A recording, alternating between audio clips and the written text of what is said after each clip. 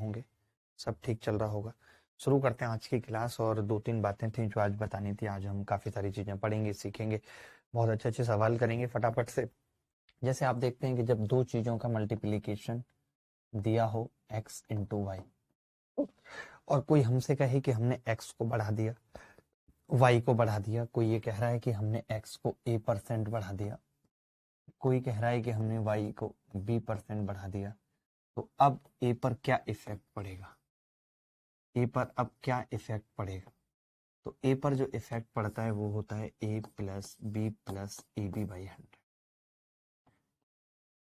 ये याद रखना है, ठीक है। ये सबको पता ही होगा कि जब दो चीजों का मल्टीप्लिकेशन दिया हो और एक a% बढ़ रही है, घट रही है, दूसरी b% बढ़ रही है, घट रही है, तो a पे क्या इफेक्ट पड़ेगा? आज की क्लास में हम इस पे भी काफी सारे सवाल करेंगे, तरीके से भी करेंगे और इस फॉर्मूले से भी करेंगे, ठीक है। चलिए कुछ सवालों से शुरुआत करते हैं आज की क्लास की, और कुछ अच्छे सवाल करेंगे, छोटे छोटे सवाल करेंगे, कुछ बड़े सवाल करेंगे।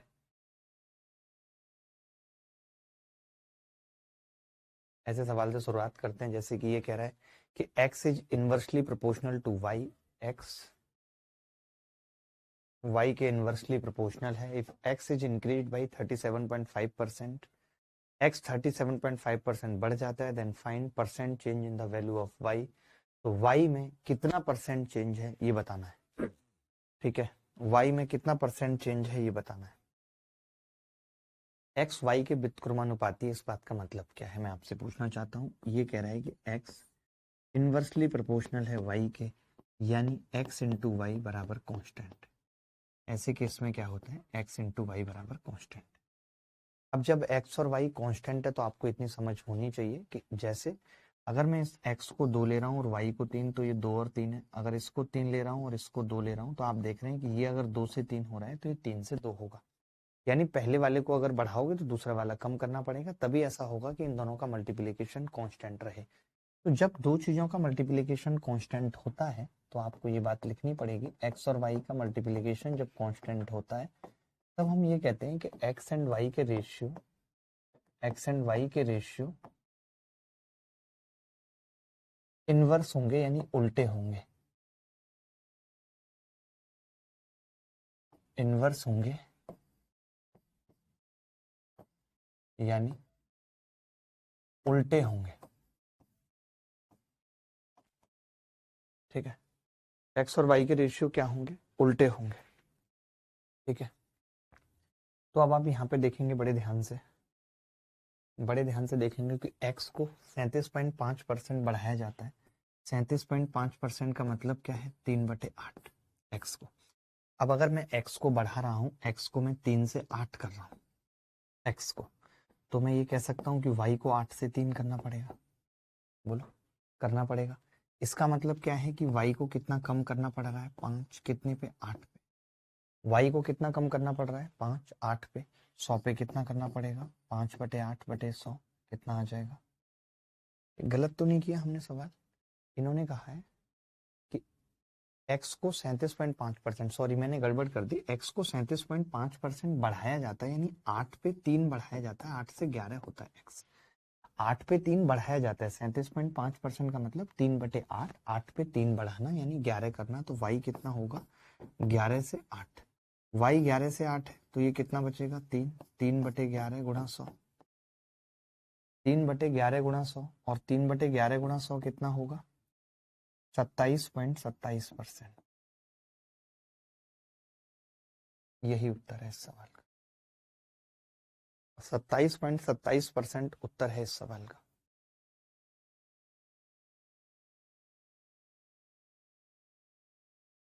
ये सवाल देखिए, एक वस्तु की कीमत में 36% की वृद्धि हुई और खरीदी गई मात्रा में 30% की कमी हुई। वस्तु पर खर्च की गई राशि में प्रतिशत वृद्धि क्या है ये बताना है। देखिए, एक्सपेंडिचर जो होता है, किसी भी चीज पे एक्सपेंडिचर जो होता है वो होता है प्राइस गुणा क्वांटिटी या कंजम्पशन, ये होता है।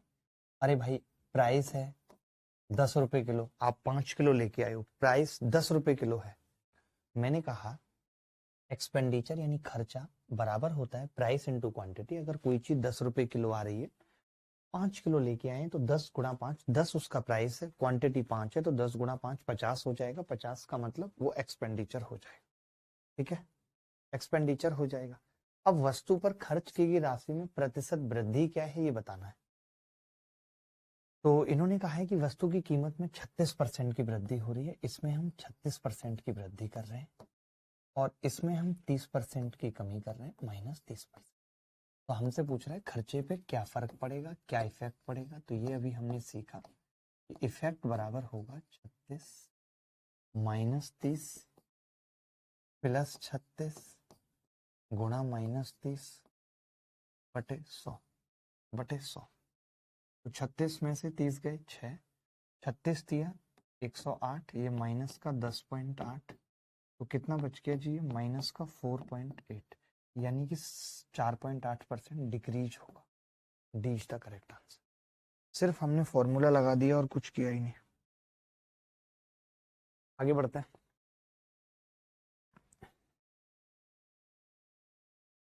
अगला सवाल एक और ये कह रहा है एक चावल की कीमत में 25% की वृद्धि होती है तो एक व्यक्ति चावल पर अपने खर्च में केवल 15% की वृद्धि करता है। खर्च के समान स्तर को बनाए रखने के लिए सक्षम होने के लिए उसे चावल की खपत में कितने प्रतिशत की कमी करनी चाहिए। तो लगा दीजिए, या तो फॉर्मूला लगा दीजिए या इस सवाल को हम तरीके से भी बताएंगे, दोनों तरीके से करेंगे। पहले आप कोशिश करिए फॉर्मूला लगा के।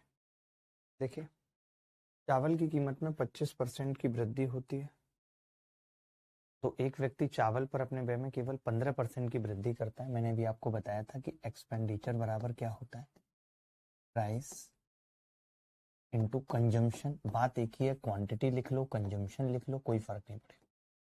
अब इन्होंने साफ साफ कहा है कि हम अपने खर्च को केवल 15% बढ़ाएंगे। 15% बराबर प्राइस कितना होगा, 25%, प्राइस 25% होगा।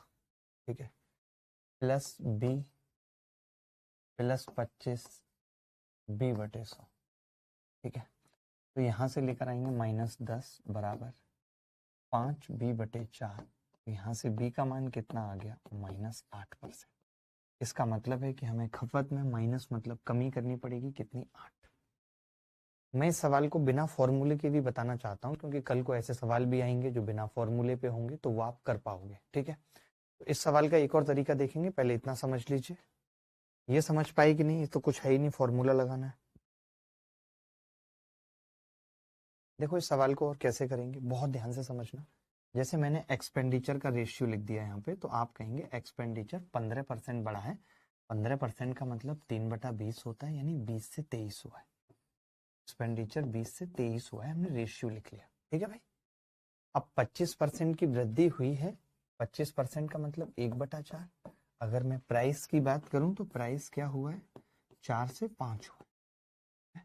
अब मैं आपसे पूछना चाहता हूँ कंजम्पशन क्या होगी, तो आप कहेंगे कंजम्पशन बराबर होता है एक्सपेंडिचर बटे प्राइस।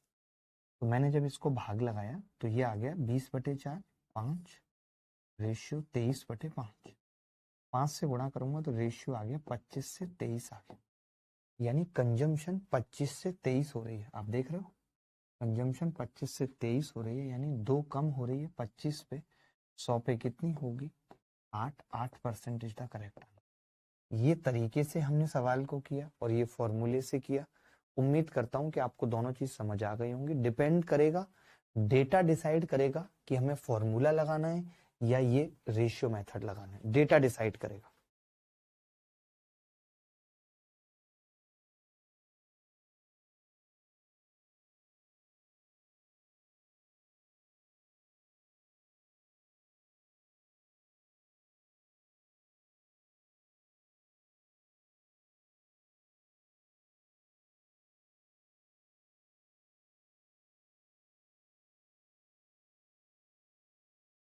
एक व्यक्ति के वेतन में 50% की वृद्धि हुई। 50% का वृद्धि होने का मतलब क्या है, देखो एक तो यही तरीका है कि 50 सक्सेसिव फॉर्मूला लगा लिया, 50 फिर -50 +50 गुणा -50 बटे 100।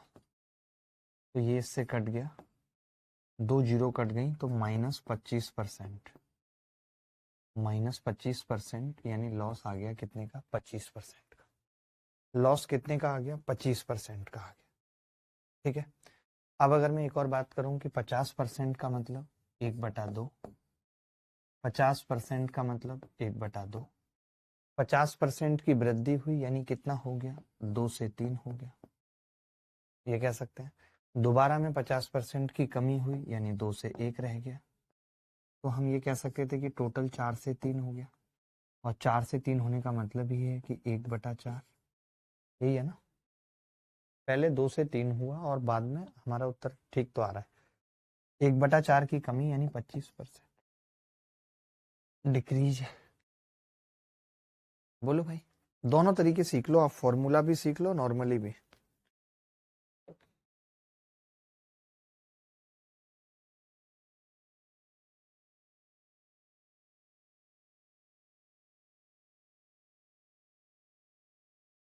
आगे बढ़ते हैं, एक ऐसा सवाल भी कर लो, आयत की लंबाई चौड़ाई पे भी कर लो।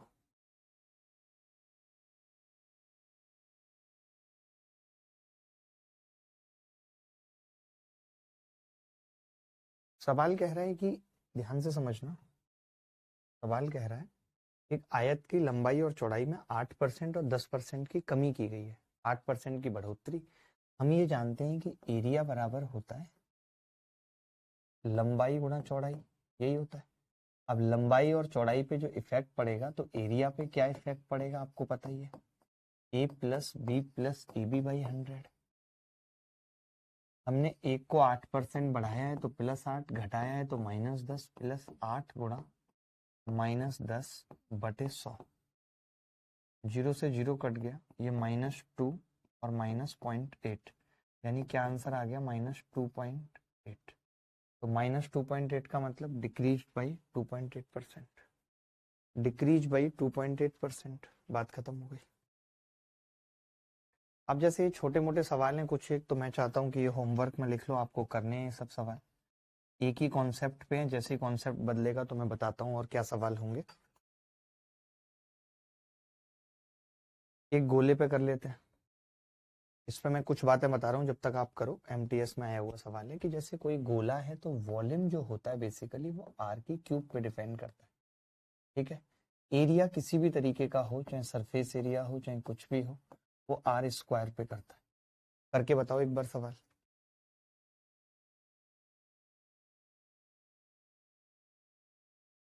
देखो भाई, अब इन्होंने जैसे कहा है ना कि अब जैसे इस सवाल में ना फॉर्मूला लगाना थोड़ा मुश्किल है, मजेदारी नहीं है। तब हम क्या करेंगे, जैसे मुझे पता है कि ये 1/6 है, ये 1/6 है, तो किसी गोले की त्रिज्या में 1/6 की वृद्धि हुई है, यानी रेडियस कितनी हुई है? 6 से 7 हुई है। तो इन्होंने पृष्ठ क्षेत्रफल पूछा है यानी आर स्क्वायर पूछा है, तो आर स्क्वायर क्या होगा? 36 से 49 होगा। 36 से 49 होने का मतलब क्या है? 13 बढ़ गया 36 पे। अगर 36 पे 13 बढ़ रहा है तो 100 पे कितना बढ़ेगा? 25 गुणा 13/9, 25 थे 75 का 5 हासिल 7, 25 से कम 25 और 7, 325/9, 9 तिया 27, 5 बचेगा, 9 छक्के 54, 1 बचेगा, 9 एकम 9, 36.1%। क्या किसी बच्चे का आ रहा था उत्तर? 36.1% आ रहा था किसी का? चलो ये अच्छा था सवाल, ऐसे आपको बहुत सारी चीजें पता चलेंगी भी। लंबाई चौड़ाई पे एक सवाल हम ऑलरेडी कर चुके हैं। एक आयत की लंबाई और चौड़ाई में इतने की कमी आई, इसके क्षेत्रफल में क्या होगी? RW। त्रिभुज के आधार और ऊंचाई सेम है। अब ये कह रहा है कि खर्चा बढ़े ही ना, तो इस सवाल पे फॉर्मूला लगाओगे क्या? इस सवाल पे फॉर्मूला लगाओगे क्या?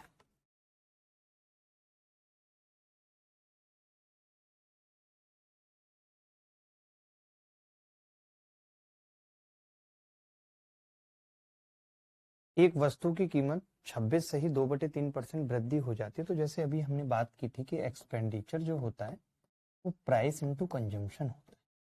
ठीक है, लेकिन अब अगर हम इसे कांस्टेंट कर रहे हैं, अब अगर हम इसे कांस्टेंट कर रहे हैं तो हमने आपको एक बात कही कि भाई अगर ये कांस्टेंट है तो इन दोनों के रेशियो आपस में उल्टे होंगे, रेशियो इनवर्स होंगे। अब 26 सही 2/3% का मतलब क्या है?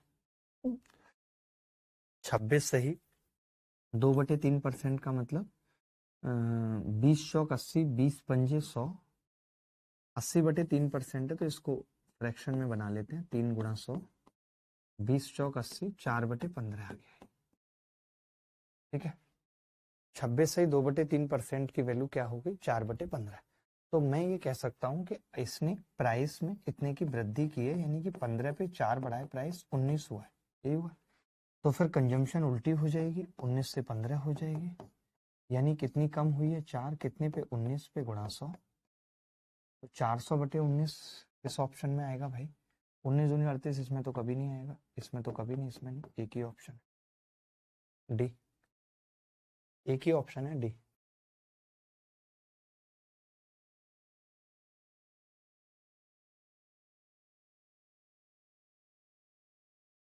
आगे बढ़ते हैं, ये RW में लिख लीजिए, फॉर्मूले से भी कर सकते हैं और तरीके से भी। RW में, कि मैं RW में इसलिए दे रहा हूं ताकि आपको सीट नहीं मिल पाती तो आपको पता रहे कि करना क्या है।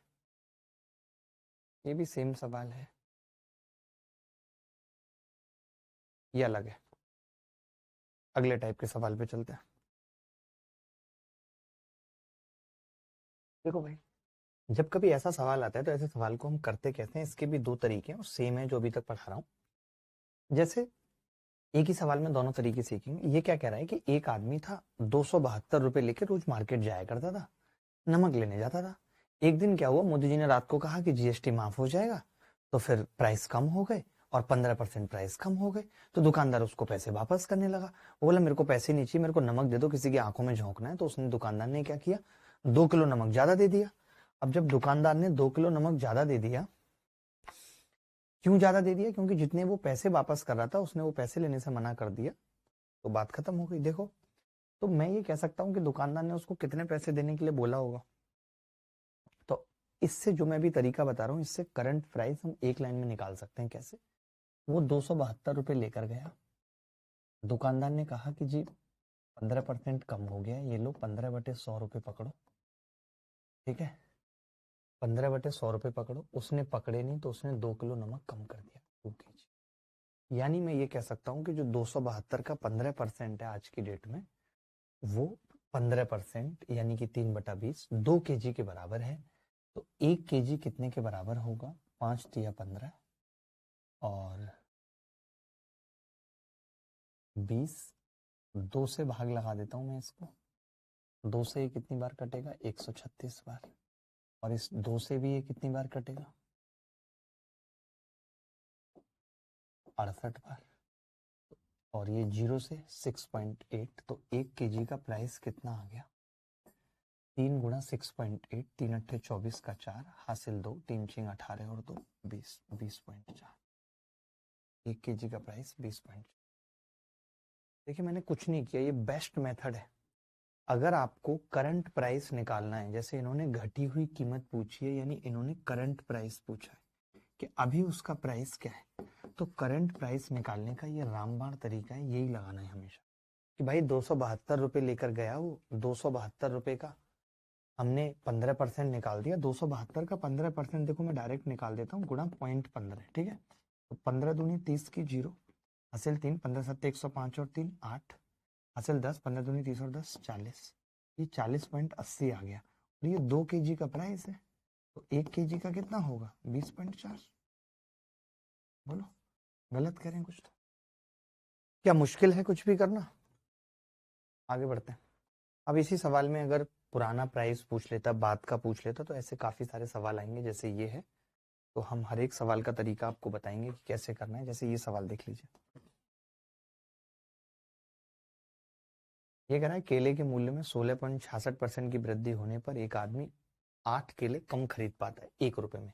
उसकी इन्वेस्टमेंट 1 रुपए ही है, पहले भी वो 1 रुपया खर्च कर रहा था, अभी भी ये पूछा है कि 1 रुपए में पहले कितने केले खरीदता था, ये पूछा है। तो क्या करें इस सवाल में? अब क्या होता है कि जब आपका एक्सपेंडिचर फिक्स है, जब आपका एक्सपेंडिचर फिक्स है और एक्सपेंडिचर प्राइस गुणा क्वांटिटी होता है, और आप पहले भी 1 रुपया खर्च कर रहे थे और अभी भी 1 रुपया खर्च कर रहे हैं, वो फिक्स्ड है, तो क्या हम ये कह सकते हैं कि प्राइस और क्वांटिटी के जो रेशियो होंगे वो इनवर्स होंगे? प्राइस और क्वांटिटी के जो रेशियो होंगे वो इनवर्स होंगे।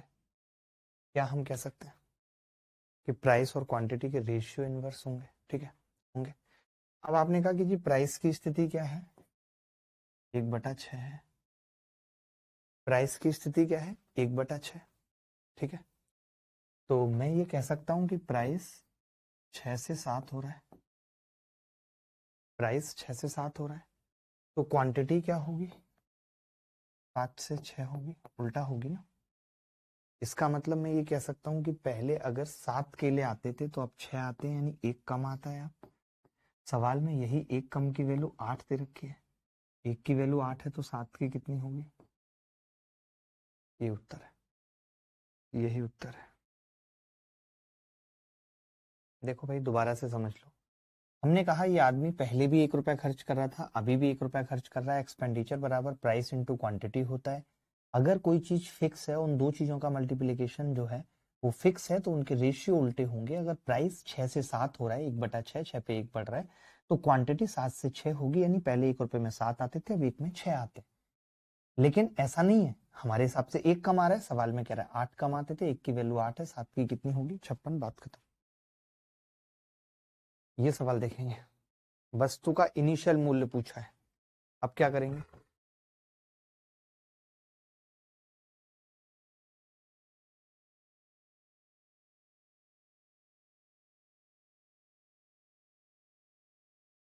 एक वस्तु की कीमत 20% कम हो जाती है, जिसके चलते ग्राहक 360 रुपए में 2 kg वस्तु अधिक खरीद पाता है। लेकिन अब इनिशियल प्राइस पूछा है, करंट नहीं पूछा।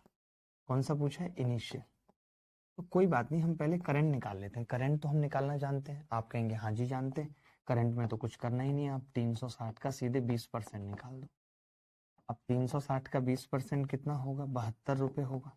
ये जो 72 रुपए है, ये वो है जिसमें 2 kg अधिक खरीदा जा रहा है। 2 kg की वैल्यू 72 रुपए, 1 kg की कितनी होगी? 36। ये करंट प्राइस आ गया। This is current price.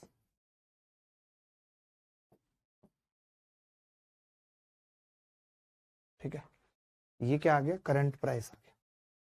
कह सकते हैं इसको करंट प्राइस। मानते हो कि 2 की वैल्यू 72 kg है, तो 1 की कितनी होगी? 36 kg। ये करंट प्राइस आ गया। ठीक है, अब सवाल ये था कि 20% कम हो जाती है, यानी 1/5 कम हो जाती है। अगर ये 1/5 कम हो रही है, यानी मैं ये कह सकता हूं कि 5 से ये 4 हो रही है। ये इनिशियल और ये करंट। मानते हो? 20% कम होने का मतलब क्या है कि ये 1/5 कम हो रही है, 5 पे 1 कम हो रही है। यानी करंट अगर 4 है तो इनिशियल 5 थी। तो हमें करंट तो पता है कि 36 आई है, 9 चौक 36, तो 5 नहीं 45 इनिशियल हो जाएगी। यही उत्तर है, यही पूछा। यानी इस तरीके से हम इनिशियल निकाल सकते हैं। बोलो भाई, बोलो बोलो। आगे बढ़ते हैं। केले के मूल्य में 20% की कमी होने पर 80 रुपए में 6 केले अधिक खरीद सकता है। केले की कमी हुई प्रति दर्जन मूल्य ज्ञात कीजिए। करंट प्राइस पूछ रहे हैं, बहुत आसानी से निकाल सकते हैं। आरडब्ल्यू में लिख लीजिए। फोकस कर दिया काफी। करंट प्राइस पूछ रहा है, काफी फोकस कर दिया, आरडब्ल्यू में लिख दिया। खुद करिए। सवाल थोड़ा सा अलग है, इसको करने की कोशिश करिए एक बार। अच्छा सवाल है। जब चीनी के मूल्य में 53% की वृद्धि हुई तो एक परिवार ने इसकी मासिक खपत को इतना कम कर दिया कि अब चीनी पर होने वाला खर्चा पहले की तुलना में केवल 19% अधिक है। यदि परिवार में पहले चीनी की मासिक खपत 38.7 थी, तो चीनी की मासिक खपत में कितनी कमी हुई है, ये बताना।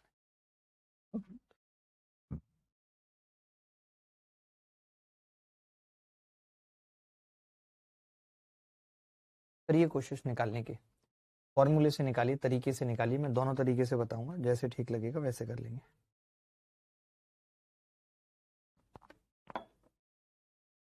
देखें, पहले बिना तरीके से मतलब तरीके से कर लेते हैं, फिर फॉर्मूले से करेंगे। जैसे प्राइस की अगर बात करें तो 53% बढ़ा है, यानी 100 से कितना हुआ है? 153। 100 से कितना हुआ है? 153। ठीक है, अब इसने कहा है कि इसकी मासिक खपत को इतना कम कर दिया कि अब चीनी पर होने वाला व्यय पहले की तुलना में केवल 19% अधिक था। चीनी की तुलना में होने वाला खर्च पहले की तुलना में केवल 19% अधिक था। खर्च की बात करें, अगर एक्सपेंडिचर की बात करें तो कितना था 100, कितना है 119, ये कह सकते हैं, चलेगा खर्चा। अब अगर मैं आपसे कंजम्पशन पूछूं तो आप कहेंगे कंजम्पशन बराबर होती है एक्सपेंडिचर बटे प्राइस, एक्सपेंडिचर बटे प्राइस। तो भाग लगा दिया एक, इसका भाग लगाऊंगा तो 17 निम्मा 153, 17 सत्ते 119, ये आ गई जी 7 से 9, कंजम्पशन 7 से 9 आ गई। यानी हम ये कह सकते हैं कि पहले परिवार की खपत 7 थी तो अब 2 बढ़ चुकी है, 9 हो चुकी है, और इस 7 की वैल्यू सवाल में 38.7 है। 7 पंजे 35, 38.7 है ना। चीनी में पहले मासिक खपत इतनी थी तो अब कितनी कमी हुई है, उल्टा कैसे है ये, मूल्य में वृद्धि हुई, ओ सॉरी उल्टा कर दिया हमने, कैसे उल्टा कर दिया, ये 119 बटे ई बटे ये है ना, तो 7 बटे 9 हो गए, 7 बटे 9, यानी रेशियो आ गया 9:7। गड़बड़ हो गई थी, आप समझ भी गए होंगे क्या गलती है, 9:7, यानी हम ये कह सकते हैं पहले 9 थी तो फिर 7 हो गई, 9 की वैल्यू सवाल में 38.7 है, 9 चौक 36, 9 तिया 27, तो कितने की कमी हुई है, 2 की, 2 की वैल्यू बतानी है, गुणा 4.3 बराबर 8.6, 8.6 यही उत्तर है। 8.6 is the answer, correct answer.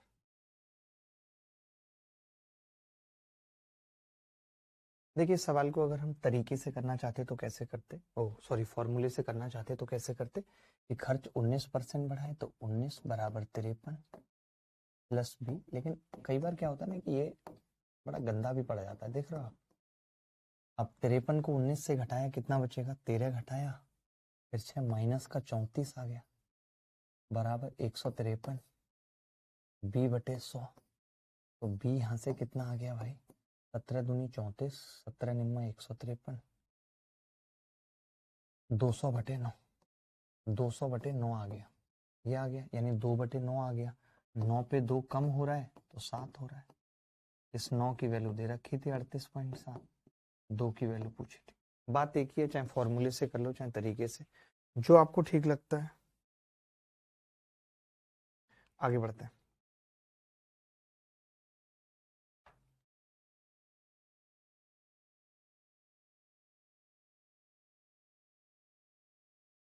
ये सवाल भी बहुत अच्छा आपको करना है, पेपर में आया हुआ सवाल है।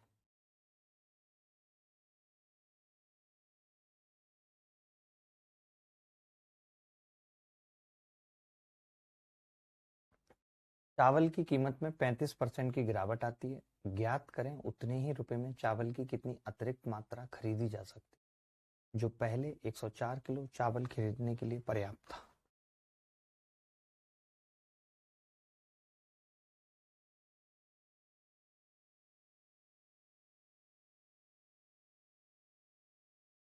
चलो, चावल की कीमत में 35% की गिरावट आती है, ज्ञात करें उतने ही रुपए में चावल की कितनी अतिरिक्त मात्रा खरीदी जा सकती है, जो पहले 104 किलो चावल खरीदने के लिए पर्याप्त था। ठीक है, अब जैसे क्या है कि प्राइस फिक्स है, प्राइस फिक्स है उतने ही रुपए में खरीदना है, तो मैं ये कह सकता हूँ कि 35% का मतलब होता है 7/20। ठीक है, इसका मतलब 20 से कितना हो रहा है 27, 20 से कितना हो रहा है 27, चावल की कीमत में गिरावट आ रही है, सॉरी 20 से 13 हो रहा है, माफी चाहता हूँ, गिरावट आ रही है, 20 से 13 हो रहा है, 20 पे 7 कम हो रहा है प्राइस। ठीक है, तो क्वांटिटी कितना होगी, क्वांटिटी कितना होगी 13 से 20 होगी, क्वांटिटी 13 से 20 होगी, प्राइस 20 से 13 हो रहा है, क्वांटिटी 13 से 20 होगी। तो इन्होंने कहा है कि पहले ये 104 किलो चावल खरीदने के लिए पर्याप्त था, यानी पहले 104 किलो चावल आते थे, 13 की जगह 13 अट्ठे 104, 20 की जगह 160 केजी। क्या किसी बच्चे का आंसर आ रहा था 160 केजी? अतिरिक्त मात्रा पूछिए, यानी कि एक्स्ट्रा कितना है, तो 56 केजी, ये एक्स्ट्रा पूछा है, ये आंसर आ रहा है किसी का 56, वेरी गुड। चलिए आगे बढ़ते हैं। ये सवाल बहुत अच्छा है, एक बार ये सवाल कर लीजिए। ये सवाल जो पिछले 2 सवाल थे उनका थोड़ा सा बाप है, उनमें खर्चा फिक्स था, यहाँ पे खर्चा बढ़ रहा है 10%। ये भी सवाल पेपर में आया हुआ है। देखो भाई, दाल के मूल्य में 32% की वृद्धि के कारण एक व्यक्ति अपने उपभोग में इस प्रकार की कमी करता है कि उसके खर्च में केवल 10% की वृद्धि हो। यानी अगर मैं एक्सपेंडिचर की बात करूं तो वो 10 से 11 हो। ठीक है, अब प्राइस की अगर बात करें तो प्राइस 32% है। 32% का मतलब होता है 8/25। ठीक है, मैं ये कह सकता हूँ वृद्धि हुई है, यानी 25 से कितना हुआ है जी, 33 हुआ है। 33, 25 से 33 हुआ है। कंजम्पशन कैसे निकलेगी? एक्सपेंडिचर बटे प्राइस। 5 दूनी 10, 55 25 और 1/3। 5 दूनी 10, 55 25, 1/3 तो कितना आ जाएगा? 6:5 कह सकते हैं। कंजम्पशन कितनी आ जाएगी? 6:5। यानी हम ये कह सकते हैं कि पहले अगर 6 कंज्यूम कर रहा था तो अब 5 करेगा। इन्होंने कहा है कि मूल्य बढ़ने के बाद 150 करता है, यानी 5 की वैल्यू 150 है, तो 1 की 30 है, तो 6 की कितनी होगी? 180। आपको लगता है कि तरीके से ज्यादा अच्छा है सवाल करना फॉर्मूले के बजाय? तरीका एकदम क्लियर कट है कि भाई एक्सपेंडिचर का रेशियो ये, प्राइस का ये, कंजम्पशन निकालनी है तो एक्सपेंडिचर को प्राइस से भाग करना पड़ेगा, क्योंकि हमने पढ़ा है ई बराबर पी इंटू सी। ई बराबर पी इंटू सी, यही तो पढ़ा है। तो सी निकालना है तो ई बाई पी कर दिया। क्या कर लेते बताओ?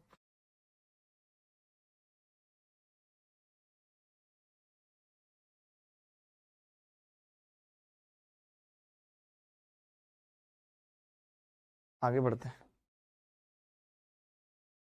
सेम सवाल है, कर चुके हैं पीछे भी, सेम सवाल कर चुके हैं पीछे।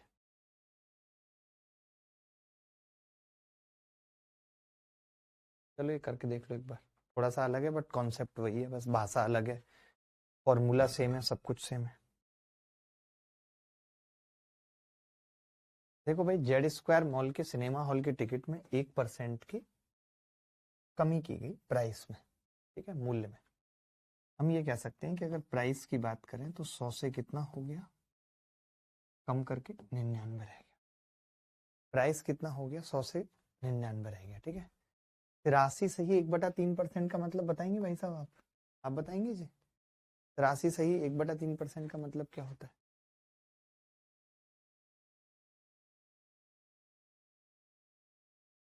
देखो, जब कभी ऐसी बात आती है तो हम तोड़ लेते हैं। 80% को एक साथ लिख लो। 80% का मतलब 4/5। ठीक है, और 3 से 1/3 कितना? 3×3 10/3, यानी 1/30। तो 30 एलसीएम आ गया। 5×3 = 24 प्लस 1 25/30, यानी 5/6। वैसे ये 16 2/3 होता है ना, उसका 5 गुना है। जैसे 16 2/3 कितना होता है? 1/6। जब आप इसका 5 गुना करते हो तो 83 1/3% बराबर 5/6। 5/6। ठीक है, तो हमने यहाँ पे क्या कहा कि अगर प्राइस में इतना हुआ है और सीटों की संख्या यानी कि नंबर, उसमें कितने की बढ़ोतरी हुई है? 5/6, 6 पे 5 की, यानी 11 हो गया। तो अब मैं आपसे जानना चाहता हूँ, नहीं रेवेन्यू है, सॉरी, ये हमने ध्यान नहीं दिया, ऊपर लिखा होगा रेवेन्यू, रेव है। और रेवेन्यू होगा क्या आप बताइए मुझे? तो आप कहेंगे रेवेन्यू होगा नंबर ऑफ सीट्स इनटू उनका प्राइस, यही होगा। तो अगर मैं यहाँ सीट्स की बात करूँ, नंबर की बात करूँ, तो आप कहेंगे रेवेन्यू को आप भाग कर दीजिए प्राइस से। तो 6/100 और ये 1/9, तो ये आ जाएगा 11/99, और ये 3/50 गुणा करूं तो ये 27 से 50 आ गया। यानी जो सीटों का नंबर है वो 27 से 50 हो रहा है। 27 से 50 हो रहा है। वर्तमान में सीटों की संख्या 350 है, यानी कि 50 की वैल्यू 350 है। एक की कितनी है? 7। 50 की 350, एक की कितनी है? 7। अगर एक की 7 है तो 27 की कितनी होगी? 7 7 49 का 9 हासिल 4, 7 दूनी 14 और 4 189। उत्तर गलत आ रहा है भाई, सबका गलत आ रहा है, हमारा ही गलत आ रहा है। ज्ञात कीजिए कितनी सीटें बढ़ाई गई, सॉरी 23 की वैल्यू पूछिए, बढ़ाई गई।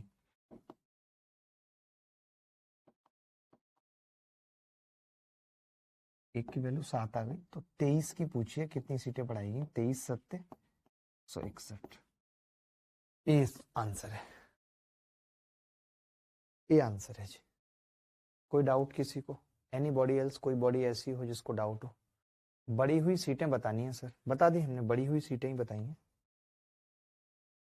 मजा आ रहा है, ये सब समझ आ रहा है। मैं ज्यादा सवाल इसीलिए कराता हूँ इस बैच में, ताकि आपको चीजें समझ में आए और आपको रट जाएं कि आप आगे भी ऐसे सवाल कर पाए। देखो ऐसे सवाल में भी क्या है कि बहुत सारे तरीके होते हैं ऐसे सवाल को करने के, और मैं अलग अलग तरीके बता रहा हूँ, बट मेरा ऐसा मानना है कि ऐसे सवालों को करने के लिए एलिगेशन द बेस्ट मेथड है। ठीक है, एलिगेशन द बेस्ट मेथड है। देखते हैं, इन्होंने कहा है कि एक आदमी अपनी आय का 75% खर्च करता है। 75% का मतलब ये 3/4, यानी मैं ये कह सकता हूँ कि अगर एक आदमी की आय 4 है, एक आदमी की आय 4 है, तो वो एक्सपेंडिचर 3 करता है। इसका मतलब सेविंग उसकी 1 है, ये तो मान सकते हैं। इसका मतलब क्या है, सेविंग उसकी 1 है, मान सकते हैं। अब अगर आपको सवाल परसेंटेज में पढ़ रहे हैं और परसेंटेज के तरीके से ही कर रहे हैं, तो हम फिर यहाँ क्या करते हैं, इसको 400 बना लेते हैं, इसको 300 और इसको 100, अनुपात ही तो है। ठीक है, अब इन्होंने कहा कि इसकी आय 60% बढ़ गई, यानी 60% बढ़ गई, तो 60% का मतलब कितना है, 240। 240 बढ़ गई, 60% बढ़ गई। ठीक है, उसका खर्चा 70% बढ़ गया, एक्सपेंडिचर कितना बढ़ गया, 70%। 7 210, 210 बढ़ गया एक्सपेंडिचर। अब आप बताइए, अगर एक आदमी की आय 240 बढ़ी है, 210 खर्चा बढ़ा लिया, यानी अभी भी 30 रुपए तो एक्स्ट्रा बची रहे जो ये सेव कर पाएगा। तो पहले इसकी सेविंग 100 थी, अब 30 और बढ़ा रहा है, यानी कि 30% सेविंग बढ़ गई। एक तरीका तो ये है कि 30% क्या हो गया, सेविंग बढ़ गई।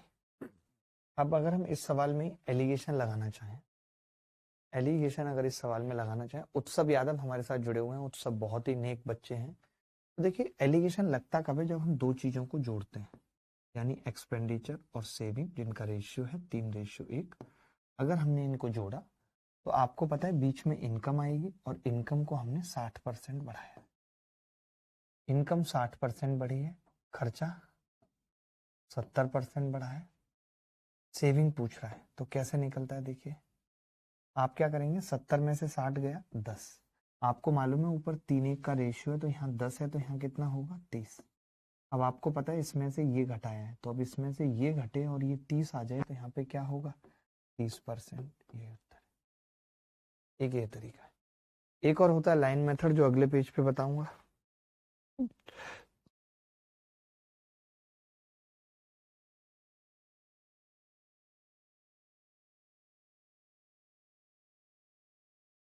लाइन मेथड क्या होता है, देखना ध्यान से समझना। जैसे कि हम एक लाइन बना लेते हैं और हम देखते हैं कि 3/4 खर्च कर रहा है, यानी कि टोटल 4 खाने बनाते हैं, 1 2 3 और 4। तो हमें पता है कि 4 खाने इनकम के हैं, इनकम इनकम इनकम, और उस इनकम में से 3 खाने ये खर्च कर देता है, एक्सपेंडिचर एक्सपेंडिचर एक्सपेंडिचर, एक खाना सेविंग का। आपने देखा कि ये इनकम 60% बढ़ी,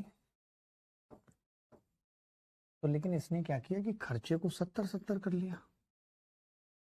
अब आपको मालूम है कि हर खाने में 10 ज्यादा खर्च हो रहे हैं, तो जो यहाँ पे 60 बचने चाहिए थे, ये 30 कम हो गए, क्योंकि 10-10 ज्यादा खर्च हो रहे हैं, तो सेविंग में 30% रह गया।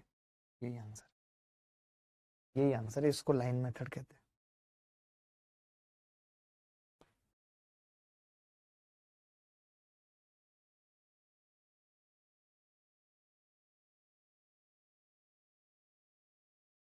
देखना भाई ये सवाल और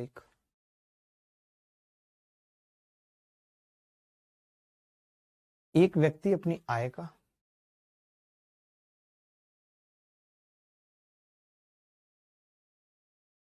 एक व्यक्ति अपनी आय का 87.5% खर्च करता है, उसकी आय 59% बढ़ जाती है, उसका खर्च 67% बढ़ जाता है।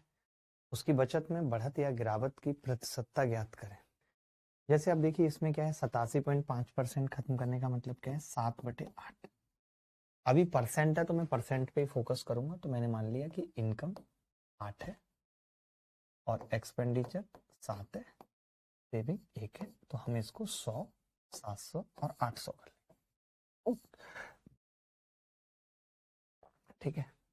अब उसकी आय में 59% की वृद्धि हो जाती है, 59% की वृद्धि हो जाती है। तो 8 3 72 का 2 हासिल 7, 8 पंजे 40 और 7 47, 472।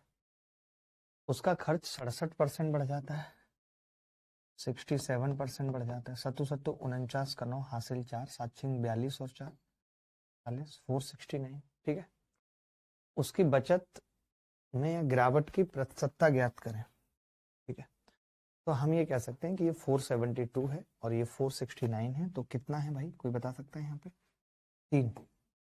3% आंसर आ गया। क्या कोई तकलीफ हुई किसी को निकालने में? 3% किसी को निकालने में तकलीफ हुई? सत्तू भैया कहाँ है सर? सत्तू को कोई पानी में डाल के पी गया है भाई, सत्तू को कोई पानी में डाल के पी गया है भाई।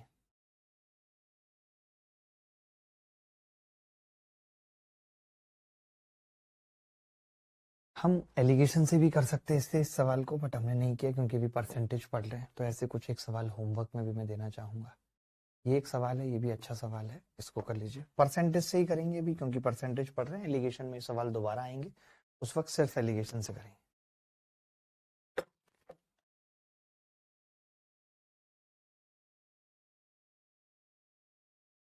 विकास के परिवार के खर्चे तथा बचत का अनुपात 5:3 है, लेकिन उसके खर्चे 60% बढ़ जाते हैं और आय 25% बढ़ती है। तो देखिए बड़ा प्यार से हमने क्या किया, 500 और 300 मान लिया। इन्होंने तो दिया हुआ है ना इस प्रकार बचत में।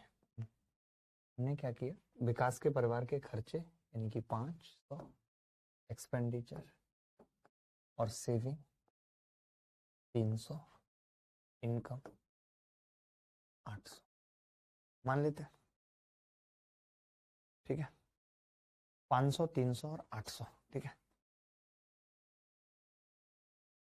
अब इन्होंने कहा है कि उनके खर्चे 60% बढ़ जाते हैं, यानी कि 6 पंजे 300। 60% का मतलब खर्चे 300 बढ़ जाते हैं, ठीक है। और आय 25% बढ़ती है, 25 अट्ठे 200। आय 25% बढ़ती है, 200 बढ़ जाती है आय। इस प्रकार बचत में, तो आप मुझे बता सकते हैं कि बचत कितनी हो जाएगी? ये 300 और ये 200, यानी बचत अब 100 है। 100 भाई, वो 200 बढ़ी, खर्चा 300 बढ़ गया, तो बचत 100 कम हो गई। 100 कम हो गई बचत, हो गई या नहीं? हो गई या नहीं, मैं आपसे पूछ रहा हूँ। नई इनकम कितनी है? तो आप कहेंगे नई इनकम 1000 है, 1000 है। तो इन्होंने सवाल में पता है क्या कहा है? इन्होंने कहा है कि जो 100 कम हुई है बचत, इसकी वैल्यू 3500 है। 100 की 3500 है, एक जीरो चुपका दूं तो ये 35,000 आ जाएगी। क्या इस सवाल में करने के लिए कोई एक्स्ट्रा एफर्ट लगाना पड़ा? मैं पूछता हूँ, क्या इस सवाल को करने के लिए कोई एक्स्ट्रा एफर्ट लगाना पड़ा? एलिगेशन से बता दो सर। आय हाय यार, हर चीज से चाहिए इनको तो। एलिगेशन से बता दो मत सर, एलिगेशन से बता दो। 5 और 3 एलिगेशन में पता है क्या है, वो मजा आएगा नहीं, बट आप कह रहे हो मैं बता देता हूँ। अब इन्होंने कहा खर्चे 60% बढ़े, आय 25% बढ़े, सेविंग कितनी बढ़ेगी? 60 से 25 35, 35 ही होगा ना। खर्चे 5 और 3 थे, खर्चे 60 बढ़ गए, आय 25 बढ़ी, बचत में कमी हो गई। पॉइंटों में आएगा जी इसका उत्तर तो, कोई बात ना जी। 3 की वैल्यू 35 है, 5 की कितनी होगी? 35 पंजे 175 बटे 3, तो ये 100 बटे 3 आ गई। इनकम में 100 बटे 3 की कमी हो गई, माइनस में आ जाएगी 100 बटे 3 की कमी। अब 100 बटे 3% की वैल्यू 3500 है, तो 100% कितनी हो गई? बहुत गंदा हो गया, 10,500। अब आपको ये भी समझना पड़ेगा कि जो 10,500 सेविंग आ गई ओरिजिनल, तो यहाँ से 3 की वैल्यू आ जाएगी, फिर 5 की निकालेंगे, फिर दोनों को जोड़ेंगे 8 की, फिर उसको बढ़ाएंगे भी 25% से। तो मैं ये कहना चाहता हूँ कि ये वाला तरीका एलिगेशन यहाँ पे सही नहीं बैठता, इसीलिए हम परसेंटेज से चल रहे हैं। भाई इन्होंने 5 3 कहा, तो हमने कहा कि 500 300 और 800 60% बढ़ा 300, ये 200 ही बढ़ी इनकम, खर्च 300, यानी ये 100 कम हो गया। 100 कम की वैल्यू 3500 है। ये बढ़ने के बाद 1000 है, 1000 की वैल्यू 35000 है। द बेस्ट है, द बेस्ट है। ठीक है, चलो।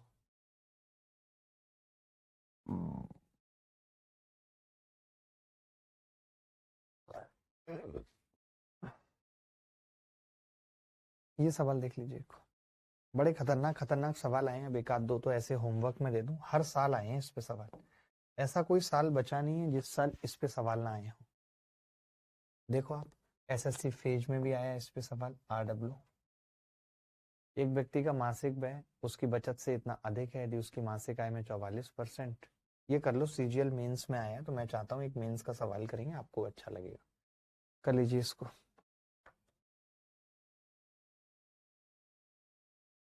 देखो, एक व्यक्ति का मासिक व्यय उसकी मासिक बचत से 66 से ही 2/3% अधिक है। 2/3, ठीक है। मैंने यहाँ लिखा एक्सपेंडिचर, मैंने यहाँ लिखा मासिक व्यय उसकी मासिक बचत से यानी सेविंग से 2/3 अधिक है, यानी कि ये 3 है तो ये 5 है, और ये इनकम है। ठीक है, एक्सपेंडिचर सेविंग 5 3 और ये 8। ठीक है, 5 3 और 8 अधिक है यदि उसकी मासिक आय में 44% की वृद्धि होती है। 0 0 लगा लेते हैं, परसेंटेज का सवाल है, आसान रहता है। इसमें 44% की वृद्धि होती है। 8 चौक 32 का 2 हासिल 3 35, 352 की वृद्धि हो गई इनकम में। उसके मासिक व्यय में 60% की वृद्धि होती है। 6 पंजे 300। तो आप ये देख सकते हैं कि अगर ये 300 है और ये 352 है, इसका मतलब सेविंग भी 52 बढ़ी है। सवाल में लिख रहा है कि उसकी मासिक बचत 1040 बढ़ी है, यानी 52 की वैल्यू 1040 है। 1 की 20 हो गई, 1 की 20 हो गई। तो आरंभिक व्यय कितना है ये बताना है।